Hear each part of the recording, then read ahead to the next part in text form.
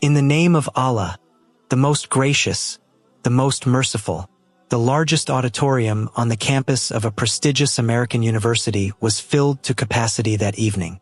The building was usually reserved for international conferences, high-level academic panels, or classical music performances, but tonight the atmosphere felt different. There was a sharp tension in the air, the kind that comes when people expect a clash of ideas rather than entertainment. Rows of seats stretched upward, occupied by students, professors, journalists, and members of the general public, all waiting with focused expressions. At the center of the stage stood a long wooden table with 2 microphones, 2 chairs, and a podium positioned slightly to the side. Bright stage lights illuminated the setup, casting long shadows that made the space feel almost theatrical. Behind the stage, a massive digital screen displayed bold white letters against a dark background, Open Debate, Faith and Atheism in the Modern World. The title alone was enough to stir curiosity and controversy.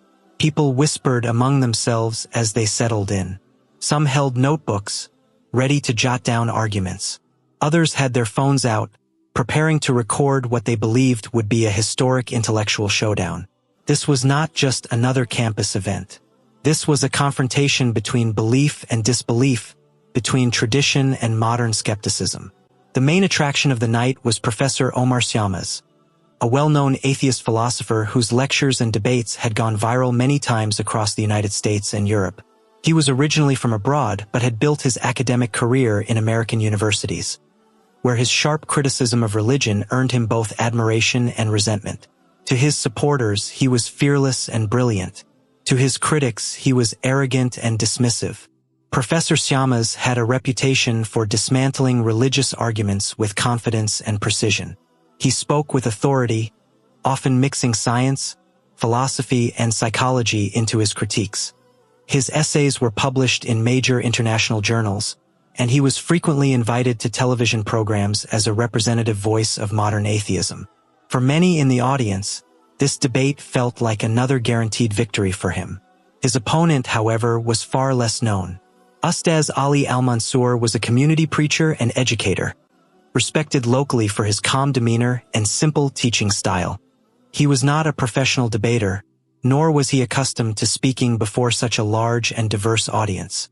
The organizing committee had chosen him because of his sincerity and broad religious knowledge, believing he could represent faith with dignity. Backstage, Ali sat quietly on a folding chair, holding a small notebook in his hands. His fingers trembled slightly as he reviewed a few handwritten points. He was not afraid of discussion itself, but he was deeply aware of the imbalance between him and his opponent. Professor Syamas was experienced, aggressive, and celebrated. Ali was humble, soft-spoken, and unused to confrontation. A member of the organizing team approached him with an encouraging smile. "You're not alone tonight," the man said gently. "A lot of people are rooting for you." Ali nodded, forcing a faint smile. Inside, he silently prayed for clarity and strength, hoping that he could speak truthfully even if he could not speak brilliantly. In another room nearby, Professor Syamas appeared completely relaxed. Dressed in a tailored dark suit, with thin-framed glasses resting confidently on his face, he reviewed his notes without urgency. In truth, he barely needed them. Years of debates had trained him to respond instantly, to anticipate objections before they were even spoken. To him, this evening felt routine. He leaned back in his chair and smirked. Another debate. Another reminder that faith can't survive logic, he muttered to himself. There was no doubt in his mind about the outcome. Religion, in his view, belonged to the past, and tonight would be another demonstration of that belief. Soon, the moderator, a respected professor of philosophy from the same university, stepped onto the stage. He greeted the audience and explained the rules of the debate, emphasizing respect and open dialogue. Cameras from multiple media outlets began rolling, their red lights blinking quietly as the room settled into silence. Professor Syamas was introduced first, and the applause was immediate and loud. He walked onto the stage with confident strides, acknowledging the crowd with a slight wave and a practiced smile. He looked completely at ease, as though the stage belonged to him. Then Ustaz Ali was introduced. The applause was polite but noticeably softer. He walked slowly, his posture calm but reserved, and took his seat across from the professor. For a brief moment, the contrast between the two men was striking. One radiating certainty and dominance, the other humility and restraint. The moderator invited Professor Syamas to begin. He stood up, approached the podium, and scanned the audience before speaking. His voice was clear, strong, and unwavering. He spoke about scientific progress, human evolution, and the power of reason, questioning why belief in God still persisted in an age of advanced knowledge. As he spoke, some audience members nodded enthusiastically, while others listened in uneasy silence. His words were sharp, confident, and carefully crafted to provoke thought and reaction. When he finished, he returned to his seat with a satisfied expression, certain that he had set the tone for the night. All eyes then turned to Ustaz Ali as the moderator invited him to respond. Ali stood slowly, adjusted his clothing, and walked to the podium. His voice was gentle, but clear enough to reach the farthest rows. He spoke about meaning, purpose, and the limitations of science when it comes to answering deeper questions of existence. The room remained attentive, though the energy was different. Ali's words were sincere, but lacked the dramatic force of his opponent's presentation. Professor Syamas watched with a faint smile, already convinced that this debate would unfold exactly as he expected. The discussion had only just begun, yet the tension in the auditorium was unmistakable. Two worldviews faced each other under bright lights, before thousands of watchful eyes, unaware that the night would soon take a turn no one had anticipated. The moderator thanked Ustaz Ali and gestured for the discussion to continue. Professor Syamas leaned forward slightly in his chair, his expression calm but edged with confidence. He stood again and returned to the podium, this time speaking with a sharper tone, as if increasing the pressure deliberately. He questioned whether meaning and purpose were enough to justify belief, arguing that humans often invent comforting ideas to cope with uncertainty. He spoke about morality as a social construct, about ethics emerging from collective agreement rather than divine command. His words flowed smoothly, each sentence building upon the last, delivered with practiced ease. The audience reacted strongly. Some applauded enthusiastically, others exchanged uneasy glances. The contrast between the professor's assertive style and Ali's gentle approach became more pronounced. From his seat, Ali listened carefully, his hands clasped together, his heart heavy but his focus intact. When Ali was given another chance to respond, he stood once more and tried to explain that science describes processes but does not explain origins or ultimate causes. He spoke about conscience, about accountability, about the human need for guidance beyond material explanation.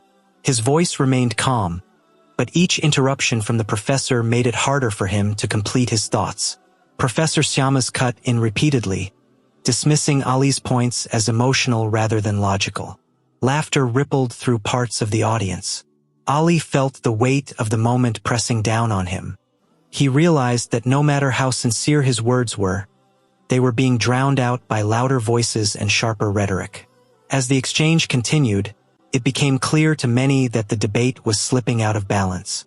The professor appeared to be dominating the stage, moving confidently, speaking forcefully, while Ali seemed increasingly cornered. Even some members of the organizing committee began to shift uneasily in their seats.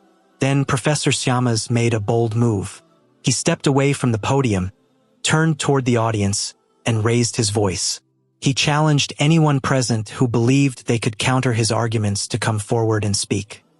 His tone was almost mocking, as if daring the room to prove him wrong. A heavy silence fell over the auditorium. People looked at one another, hesitant. Professors avoided eye contact. Students whispered but remained seated. No one moved. The challenge hung in the air, unanswered. Professor Syamas smiled smugly and folded his arms. He glanced at Ustaz Ali, who had lowered his gaze, feeling a deep sense of helplessness. For a moment, it seemed as though the debate was effectively over. Then, from the back rows of the auditorium, a small voice broke the silence. "Then I would like to ask a question," The words were clear, calm, and unexpectedly steady. Heads turned toward the sound. From among the seated crowd, a young boy stood up. He was no more than 8 years old, dressed simply, his posture straight but unassuming. A murmur spread through the room. Some people chuckled in disbelief, others frowned in confusion. A few thought it was a joke. This was a serious academic debate, not a classroom discussion. A man seated beside the boy, clearly his father, gently tried to pull him back down. The boy leaned toward him and whispered something, his expression earnest. After a brief hesitation, the man released his grip. The moderator looked uncertain, glancing toward the organizing committee. Before anyone could object, Professor Syamas laughed aloud. He gestured toward the stage with an exaggerated motion, inviting the boy forward. "Please," he said with a grin, "let's hear what our young challenger has to say." The boy began walking down the aisle, his steps small but deliberate. The audience watched in silence as he approached the stage. Ustaz Ali looked on with concern, silently praying that the child would not be humiliated.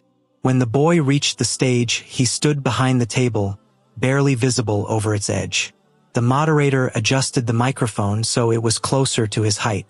The boy looked around briefly, then focused his gaze on Professor Syamas. In a soft but confident voice, he spoke. "Professor, may I ask you a simple question?" Professor Syamas nodded, still smiling. "Of course," he replied. "Go ahead." The boy pointed gently toward a glass sitting on the table, filled with milk that had been placed there earlier for the speakers. "Do you know where that milk comes from?" he asked. A few people laughed quietly. The question seemed childish, almost absurd. Professor Syamas shrugged lightly. "That's easy," he said. "Milk comes from cows."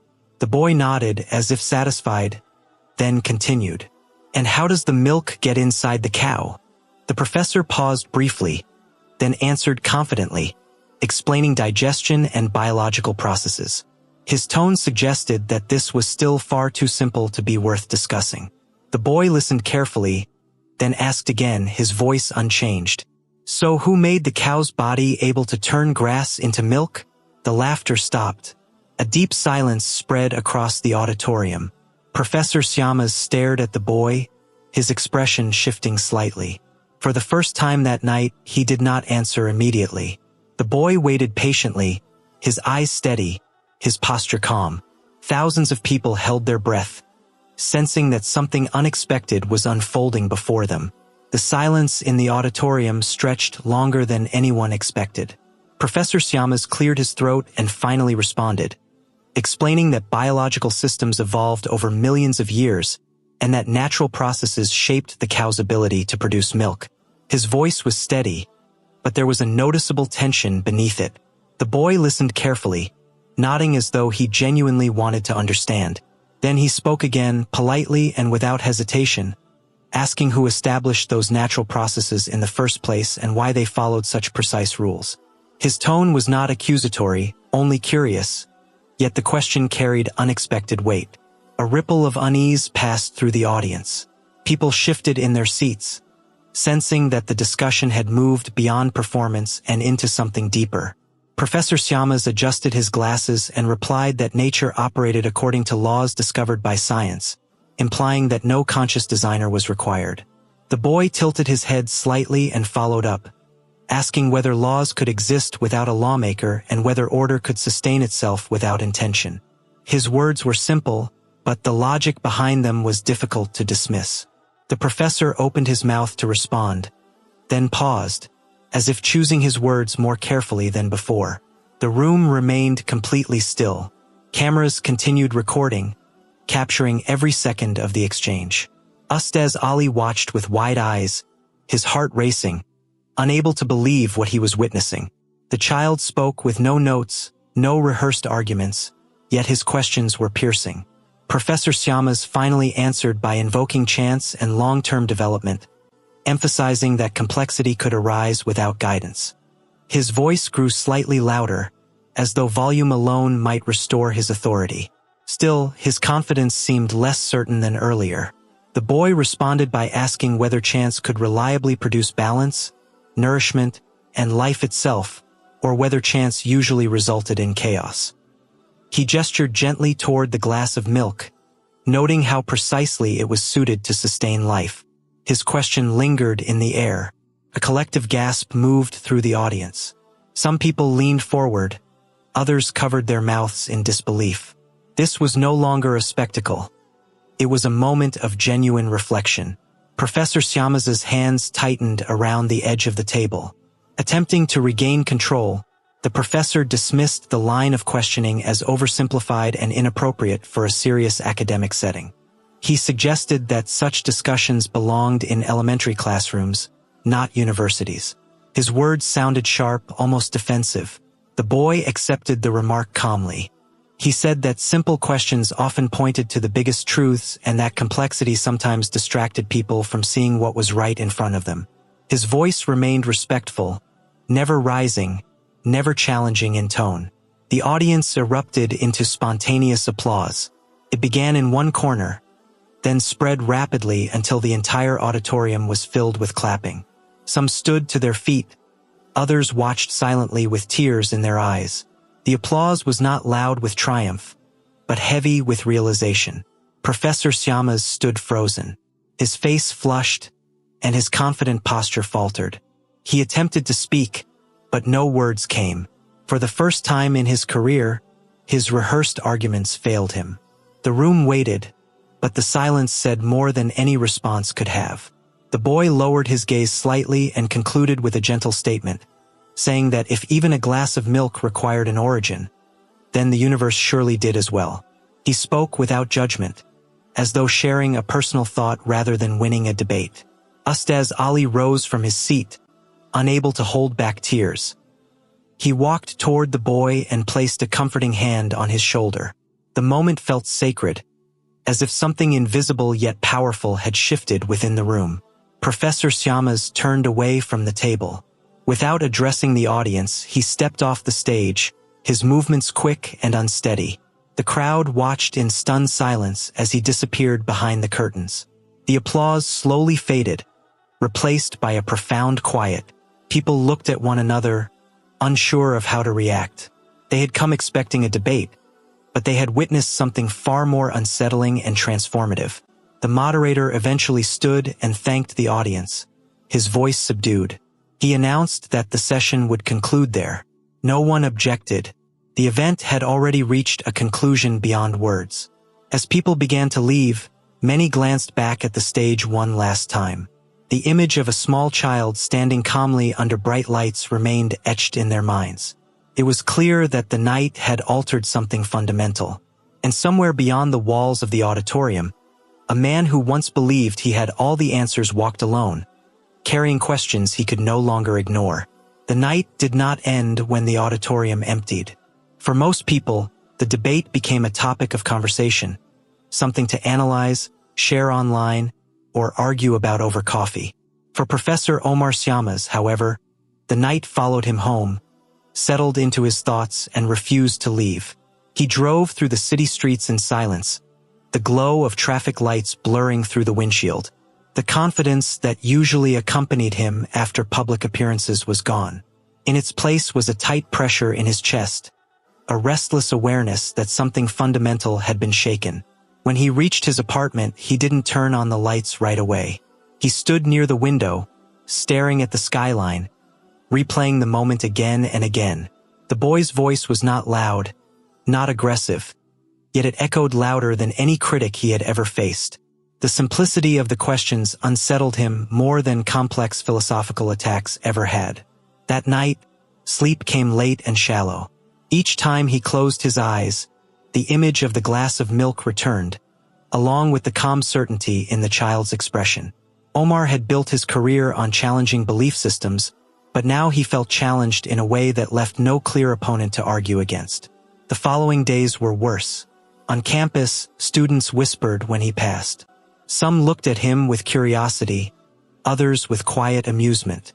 A few tried to bring up the debate during lectures, but Omar deflected the questions and ended classes early. His focus was fractured, his usual sharpness dulled by constant internal noise. At home, He surrounded himself with books that had once brought him comfort. Works by famous atheists, dense with arguments against religion, lay open on his desk. He read them late into the night, hoping to reclaim the certainty they once gave him. But the words felt hollow, distant, as if they belonged to another version of himself.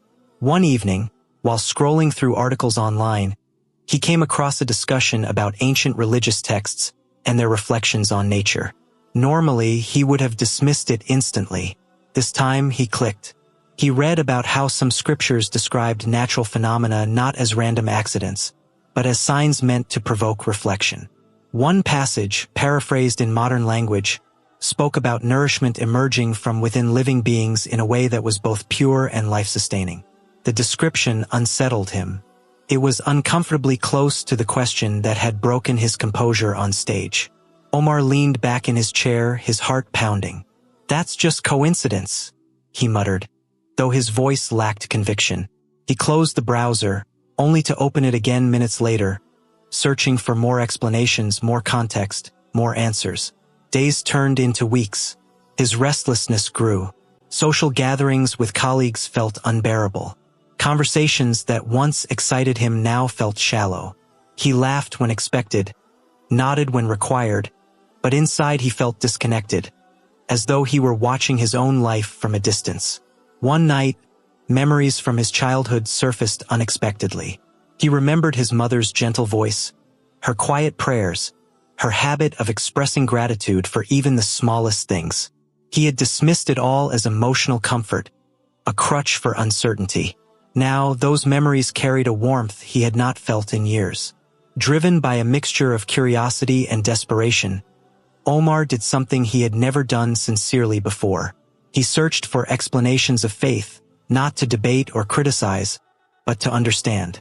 He read reflections written by believers who spoke of purpose, order, and responsibility, not as abstract ideas, but as lived experiences.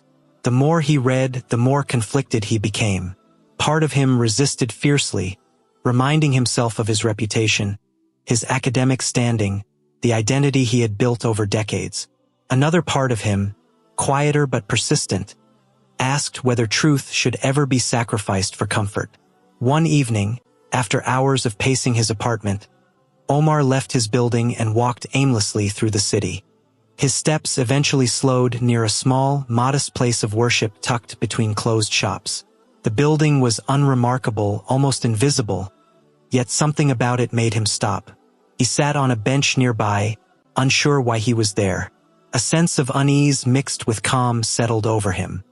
He did not go inside that night, but he stayed longer than he intended, watching people come and go, each seeming at peace in a way he was not. When he returned home, he realized something had changed. He no longer felt satisfied dismissing belief as illusion. The questions had grown too real, too personal. The glass of milk was no longer just a debate moment. It had become a symbol of something deeper, something he could not unsee. He sat at his desk and closed his eyes, acknowledging for the first time that his certainty had cracks. He did not yet know where the path would lead, but he knew he was no longer standing where he once was. The search had begun, not on a stage, not in an argument, but in the quiet of a restless mind finally willing to listen. The search that had begun quietly inside Omar Syama's did not slow down. If anything, it grew heavier with each passing day. He continued teaching, continued attending meetings, continued wearing the mask of confidence expected from a renowned professor, but inside, everything felt fragile. The certainty that once defined him had dissolved, replaced by a constant awareness that he was standing on unfamiliar ground. Late at night, when the city outside his apartment fell silent, Omar returned to his desk. This time, the books he opened were different. They were not written to attack faith or dismantle belief. They spoke instead about purpose, responsibility, and the idea that intelligence and humility were not enemies, but companions. He found himself pausing often, rereading sentences, not in disagreement, but in recognition. One evening, unable to bear the isolation any longer, Omar returned to the small mosque he had passed weeks earlier. He chose a time when few people would be there, His heart raced as he stepped inside, unsure of how he would be received. To his surprise, an elderly man greeted him warmly, not with suspicion, but with kindness. They spoke for a long time. Omar asked questions he had never allowed himself to ask before. About existence, about purpose, about accountability. The man did not argue aggressively or overwhelm him with doctrine. He listened patiently and responded calmly, reminding Omar that seeking truth was not a weakness, but a sign of sincerity. Over several visits, Omar began to understand faith not as an escape from reason, but as a framework that gave reason direction. He learned that belief was not blind acceptance, but a conscious acknowledgement of limits, paired with trust in meaning beyond measurement. One night, alone in his apartment, Omar reflected on everything that had led him here. The stage lights, the applause, the silence, the boy's voice, the glass of milk. He realized that his pride had not come from intelligence, but from the fear of admitting uncertainty. And now that fear was gone, with trembling hands, he whispered words he had once mocked, words that now felt heavier than any academic title he had ever earned. He testified, quietly and sincerely, that there is one God, and that Prophet Muhammad, peace be upon him, is his messenger. There was no audience, no applause, only a deep stillness that felt like relief. Tears streamed down his face, not from defeat, but from release. For the first time in decades, he felt aligned, as though his mind and heart were no longer pulling in opposite directions.